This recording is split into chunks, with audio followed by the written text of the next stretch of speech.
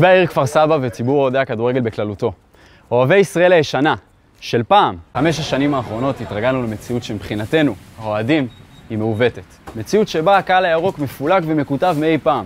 הפועל כפר סבא א' מול הפועל כפר סבא ב'. אותו קרע שחרך את ליבנו הוביל לאדישות, לצער ולאובדן התקווה שיכול להיות פה יותר טוב. יותר שלנו, יותר ביחד. כל אלו הסיטו את תשומת ליבנו מה שנכון וצריך להילחם עבורו. שתהיה לנו, לעיר המיוחדת שלנו. זאת שמספרת מתחת לכל עץ רענן כמה טוב וצריך לגור בה. קבוצת כדורגל קהילתית ששמה את האינטרס הציבורי בראש ולא בתחתית. אנחנו מסרבים לקבל בהכנעה את המצב אליו הגענו. אנחנו לא נעמוד מנגד וניתן למפעל ענק כל כך. מפעל שהוא המכנה המשותף הגדול ביותר של העיר הזאת. העיר שלנו. לרדת לתהום הנשייה ולהפוך להערת שוליים בהיסטוריה של הכדורגל הישראלי. העיר הזאת יכולה להפוך להיות מעצמת כדורגל.